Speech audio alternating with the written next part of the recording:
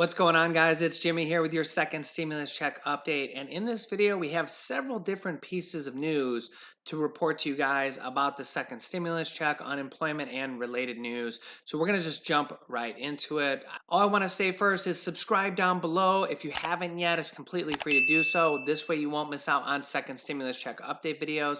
And smash the like button for us. It really helps out our channel. First up, the USDA and the government has announced that they are extending free meals for children all the way through the end of the year. This is very important for anybody that is struggling to feed their children or they know somebody who does. The government is basically providing free meals for you. So I'm going to give you the information on how to do this. If you know anybody that this might help, this is very important information. Okay, as you can see here, to slow the spread of the new virus, many schools have closed unexpectedly. To ensure children who rely on free or reduced price meals at school are able to get the nutrition they need, the USDA is working with states to continue providing meals to students. Usually, the rules require that children gather and eat their meals on site.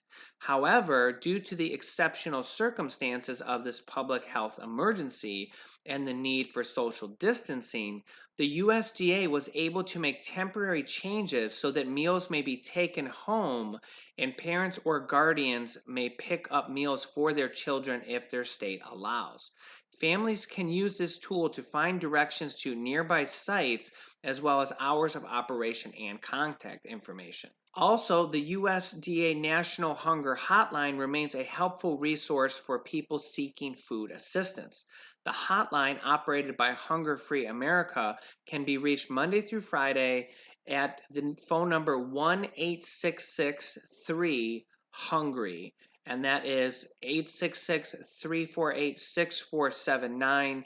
I believe that this is also for adults, so you can try that number. I will link to this down below in the description, so you can use this meal finder tool. There's a number for Spanish here, as you can see on the screen, and there's some more information. I'll link to this down below in the description. If you are on a mobile phone, you need to click the down arrow next to the title of this video. Okay, next up, we have some big news from the White House. Vice President Mike Pence says that the White House and Congress, or the Democrats, have reached an agreement to avoid the government shutdown, and there's new relief on the horizon. Vice President Mike Pence told CNBC on Friday that the Trump administration and Congress have an agreement to temporarily fund the government at the current levels to avoid a shutdown. And he said that passing a spending bill without strings attached would allow negotiators to focus on separate virus stimulus talks. In regards to those stimulus talk from the vice president, he says, we're not going to allow the Democrats in Congress to use a stimulus package bill to bail out poorly run Democratic cities. He's talking here about the money for states and cities that Nancy Pelosi insists on. She wants $1 trillion, and the Republicans are willing to give $150 billion. The Bipartisan National Governors Association has asked for at least $500 billion more in states and cities' aid. Governments have warned of possible cuts to essential services as they take on more cost and losing revenue during this pandemic.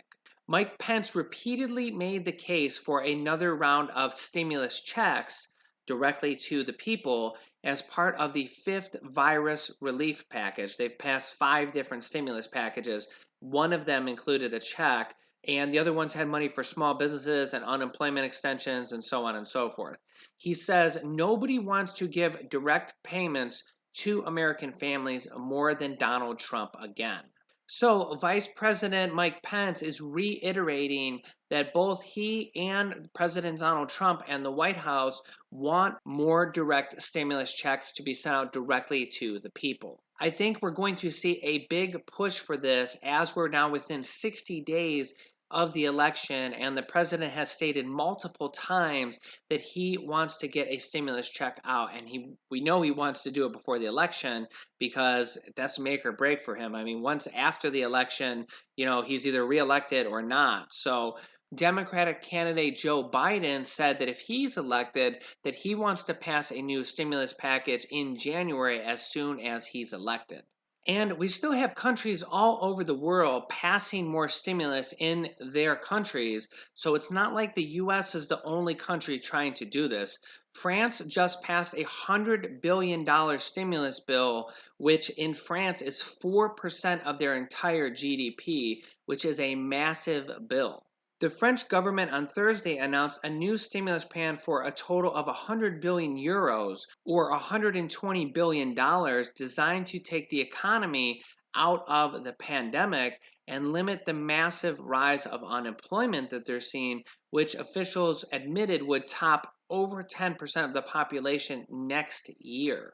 A new study in the US states that this pandemic could hold our economy back for decades.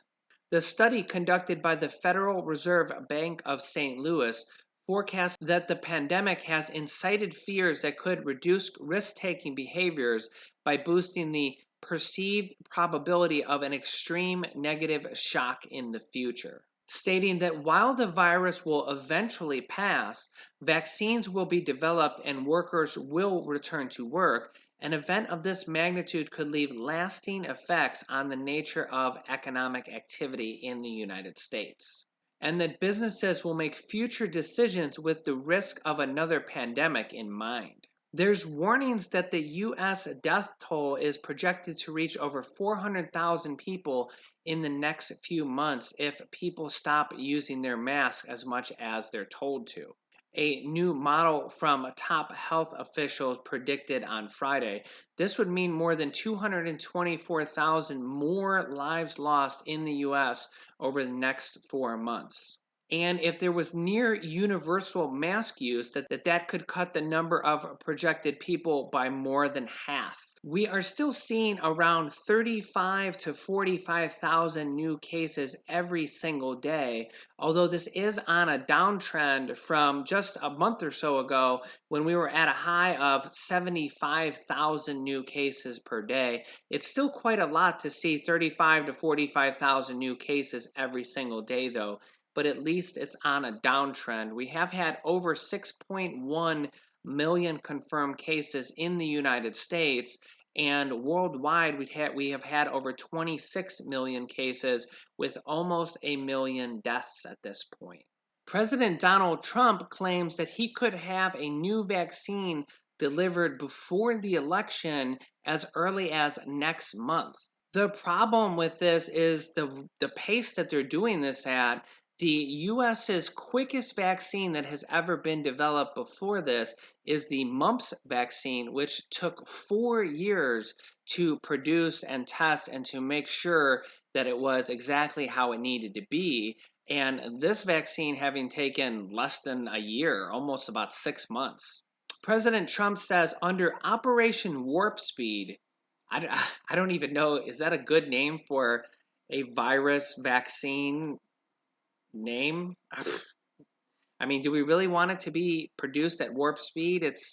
You guys can let me know your thoughts down below. But he says under Operation Warp Speed, we remain on track to produce a safe and effective vaccine in that record time that we talked about, President Donald Trump said in Latrobe, Pennsylvania. It will be delivered before, in my opinion, before the end of the year. But it really might be delivered before the end of October, which is right before the election on November 3rd. You guys can let me know your thoughts. Do you think it's a coincidence that they're trying to get it delivered right before the election? And if it is delivered right before the election, will you be taking the vaccine with it having taken about 6 months to produce when the next shortest timely vaccine took 4 years to produce? It is a little bit scary to think about that. Like, will it be tested enough? I mean, most of the time these vaccines go through testing for years, and we're talking about testing this vaccine for what, maybe a month or two? Because I mean, they had to produce it and then test it. So it is a little bit scary to think. I did see an interview one time where President Donald Trump said that he would be the first to take it if health officials released it and recommended that he would take it. So it'll be interesting to see if that happens before the election, and if he does take it, and if he makes a big spectacle about it, if he'll actually take it on like national TV and take it in front of the whole United States. That'll be pretty interesting, and also a little. It just kind of feels like a little bit of a scandal there. Like, is he really taking it? Is he doing it just to show the people? There's definitely like an interesting aspect to this, so we'll have to see what happens. So make sure you guys have hit the like button for me down below, and make sure to subscribe if you haven't yet so you don't miss out on new videos. You can click on these top videos here to watch my newest stimulus check videos, and this bottom video is about how the vaccine might be mandatory for children to go to school. And this video teaches you how to start a business selling products on Amazon FBA. I have students that have replaced their entire 9-to-5 income, and I teach them how to do that. Thanks guys, and I will see you in the next video.